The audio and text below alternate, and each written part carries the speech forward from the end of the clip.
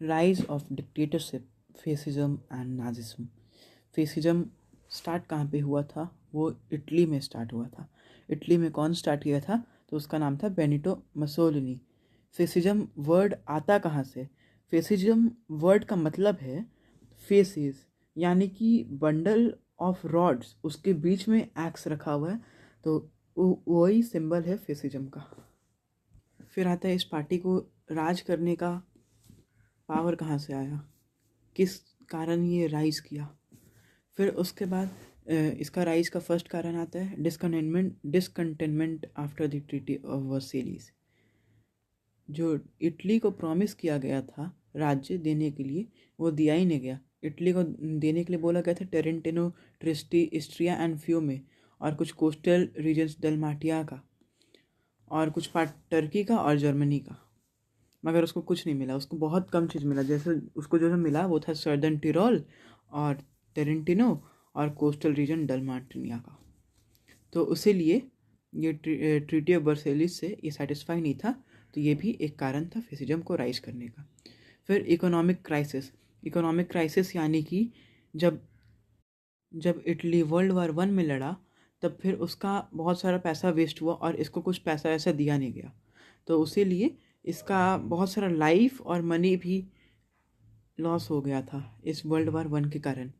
और उसी कारण वहाँ पर लोग अनसेटिस्फाई थे, सो वो लोग इस पार्टी को प्रमोट कर रहे थे। अगर कोई भी आके बोलेगा कि हम तुम्हारा दुख को मिटाएंगे, तो वो लोग तो उसी पार्टी को ना प्रमोट करेंगे, ना कि जो रूलिंग गवर्नमेंट है उसका।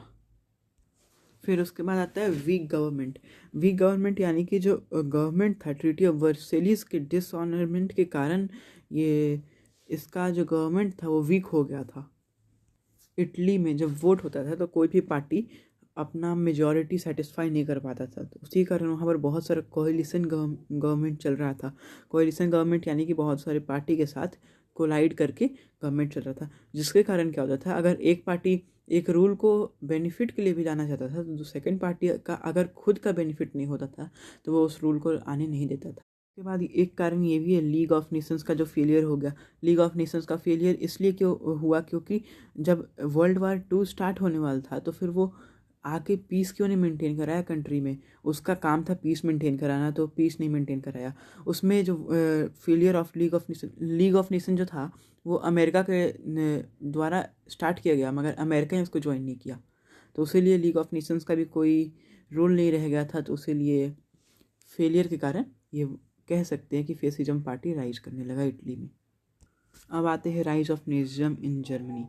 इसका राइज का कारण क्या था? नेजिज्म पहले था क्या? ये पार्टी स्टार्ट हुआ था, ये जब केजर विलियम 2 जब भाग गया था तो उस समय ये पार्टी स्टार्ट हुआ था।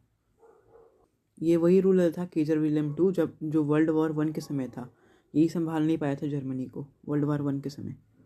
ये कोशिश किया था कि हम एक कॉन्स्टिट्यूशन भी लाएंगे, वीमर कॉन्स्टिट्यूशन, जिसको ये 1919 में इम्प्लीमेंट करने का भी कोशिश किया, मगर इम्प्लीमेंट नहीं हो पाया। फिर एडोल्फ हिटलर आया और वो नेजी पार्टी स्टार्ट किया। एडोल्फ हिटलर था तो बहुत गरीब फैमिली का, मगर ये जो कहता था इसके बात में बहुत दम था। लोग इसके बातों को बहुत गौर से सुनते थे और पसंद भी बहुत करते थे। फिर ये जो नेजी पार्टी था उसका कॉजेस का क्या था राइज करने का? सबसे पहला कॉज था humiliating treaty of Versailles. Humiliating treaty of Versailles यानी कि ये इसको जो ट्रीटी ऑफ वर्सेलिस मिला था उसमें बहुत सारा जर्मनी के लिए अनबिलीवेबल थिंग्स था, जो कि यह जैसा कि एक था 6 बिलियन इसको पे करना होगा कंपनसेशन। उसका जो इसका सार वैली था वो ले लिया गया था। उसका इसका सोल्जर को रिड्यूस कर दिया गया था, 1 लाख कर दिया गया था। फिर उसके बाद जो नेवी ऑफिसर्स था उसको भी डिक्रीज़ कर दिया गया था। और जब ये जो केजर विलियम 2 था वो कुछ बोला नहीं उस डिनर में, कॉलोनियल डिनर में, तब तो फिर उसी लिए यहाँ पर नाजिज्म का राइज हुआ। पीपल को गवर्नमेंट पर विश्वास नहीं रह गया, जिसके कारण से इकोनॉमिक क्राइसिस हुआ। इकोनॉमिक क्राइसिस भी एक कारण था इसको राइज देने का। रसिया कम्युनिज्म फॉलो करता था। रसिया कम्युनिज्म फॉलो करता था ना, तो फिर उसी से इंस्पायर होकर के कुछ जर्मनी में कम्युनिस्ट रहते थे। वो लोग क्या कर रहे थे, कम्युनिज्म को जर्मनी में लाने की कोशिश कर रहे थे।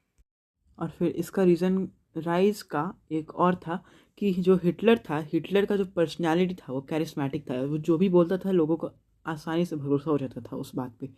वीमर कॉन्स्टिट्यूशन आया था ना, तो उसमें भी क्या था, 20 कोएलिशन पार्टी चला, 20 कैबिनेट्स आ गए डिफरेंट डिफरेंट।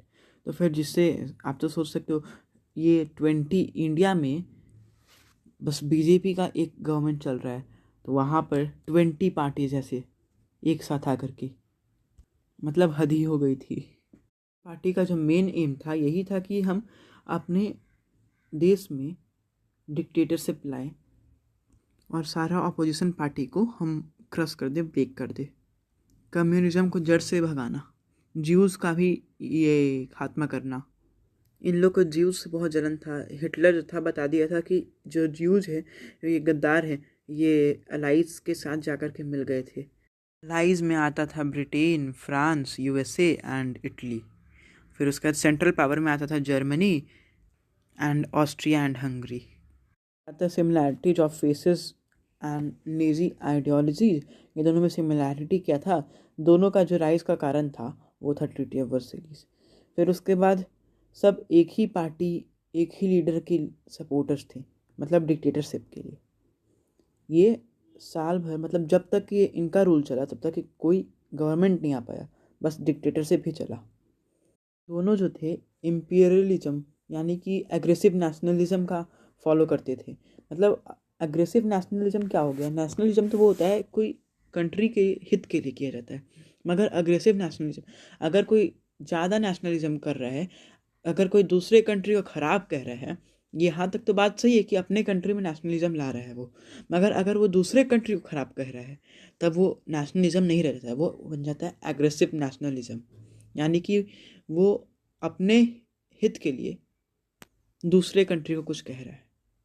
अब आता है ये दोनों में डिफरेंसेस क्या था, फेसिस्ट एंड नाजी पार्टी में, ये दोनों के आइडियोलॉजीज में क्या डिफरेंसेस था। तो सबसे पहला डिफरेंस यही आता है, जो फेसिस्ट पार्टी था वो रेस का कॉन्सेप्ट यूज़ नहीं करता था, वो सारे को इक्वली देखता था। मगर जो नाजिस पार्टी थे वे लोग रेस का एकदम कॉन्सेप्ट रखते थे, वो लोग ज्यूद से बहुत नफरत करते थे। फिर एक और कारण ये था कि जैसे जो नाजिज़म था, नाजिज़म यही कहता था कि तुम बस मेरे पार्टी को प्रमोट करोगे, तुम कोई कोई भी पार्टी को मेरे अलावा प्रमोट नहीं कर सकते। तुम ड्राइंग भी बनाओगे तो ड्राइंग में भी तुमको मेरा ही पार्टी का ड्राइंग बनाना पड़ेगा। मगर ऐसा फेसिज्म में नहीं था। फेसिज्म में अपना फीलिंग्स को, अपना स्टाइल को, अपना क्रिएटिविटी को शो करने के लिए इनकरेज करता था। तो ये हो गया फेसिज्म एंड नाजिज्म कंप्लीट।